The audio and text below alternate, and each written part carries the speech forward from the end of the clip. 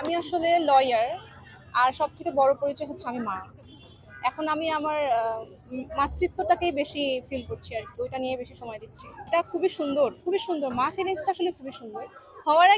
মা হওয়ার আগে আসলে আমি একটু ভাবছিলাম যে আচ্ছা আমি কি পারবো মেনটেন করতে, বাট মানে মা হওয়ার পরে এটা খুব সুন্দর একটা ফিলিং। সামটাইমস একটু কষ্ট হয়ে যায় মেনটেন করা, বাট ইট নাইস। আমার ইচ্ছা ছিল যে আমি স্টাডি শেষ করে আমি বেবি নিব, বাট মেইন রিজন কি জানেন, স্টাডিও না মানে শেষ করার আগে পরেও না, আপনি যখন প্রিপেয়ার যে আমি এখন মেনটেন করতে পারবো আমার বেবিকে, আমি মা হতে পারবো, আমি রেডি, তখন বলবো এখন আপনি ঠিক আছে, এখন আপনি বেবি নেন। এর আগে কারো কথা শুনে বা নিজেকে প্রেশার দিয়ে দরকার নেই। এখানে আসার উদ্দেশ্য ওই যে আমি আসলে একটু বাবুকে নিয়ে ব্যস্ত থাকা হয়, ভাবছি এখানে আসলে আমার একটু ভালো লাগবে, সবার সাথে দেখা হবে, নিজেকে একটু টাইম দিব, এইটাই আসল কারণ। ছোটবেলা থেকেই আমি ভাবতাম, ভালো লাগে আসলে। ওই যে একটা সিরিজ আছে না, কেডি পাঠাক কি নাম, ওইটা আমি দেখতাম, আমার আব্বু দেখতো বেসিকলি। তো ওইখান থেকে আমার ভালো লাগতো যে আচ্ছা এই প্রফেশনটা তো ভালো, তো ওইখান থেকেই আসলে যাওয়া। এই তো। মানে কখনো কি নায়ক হওয়ার ইচ্ছা হয়েছে? নো, ভবিষ্যতে ইচ্ছা না।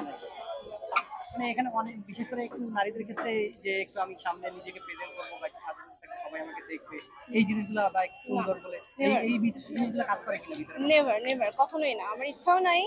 আমি আসলে আমার এই পেশাটা নিয়ে আগাতে চাচ্ছি ইন ফিউচার। আর আমার ছেলেকে আমি সময় দিতে চাচ্ছি। আর টুকটাক কন্টেন্ট ক্রিয়েট করি, আমার একটা ফেসবুক পেজ আছে, মানে অ্যাক্টিভ থাকা হয় না। বাট এই প্রফেশনে আসার ইচ্ছা নাই, বাট দেখতে ভালো লাগে, খুব এনজয় করি সবাইকে দেখে। কন্টেন্ট ক্রিয়েটর কথাটা আসলে অপু বিশ্বাস আপু তো আসলেই সুন্দর, সবাই তাকে দেখতে চায়, সে তো অবশ্যই একটা রিজন। বাট বড় রিজন হচ্ছে আমি, যে আমার একটু ভালো লাগবে, আমার একটু সুন্দর সময় কাটবে, এটাই। এখনকার একটু আধুনিক যুগ চলতেছে, অনেকেই বিয়ের পরে যে মার কথাটা যেহেতু আসলো, অনেকে বাচ্চা নিতে একটু দেরি করে বা নিতে চায় না, নিজেকে বাচ্চাকে মেনটেন করা একটু থাকে। এটা আসলে আপনি থেকে একটু ডিফারেন্স? না, ডিফারেন্ট না, আসলে আমিও একটু লেট করে নিয়েছি। কারণ আমি ফার্স্ট ভাবছিলাম যে আমার স্টাডিটা শেষ করি, মানে আমি বলবো যে আমার মতো তোমরা কেউ করো না।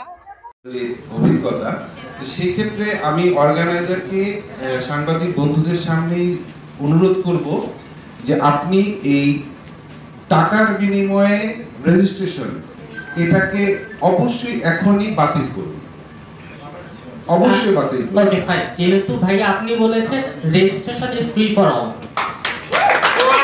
ধন্যবাদ। কারণ আমরা বিগত দিনের বিউটি প্রেজেন্টের যে অভিজ্ঞতাটা সবার আছে, আমরা চাই না এখান থেকে ব্যতিক্রম কিছু হোক। হয়তো বা এই 999 টাকার জন্য কারো একজনের স্বপ্ন থেমে থাকতে পারে, আমরা চাই না সেটা থেমে থাকুক।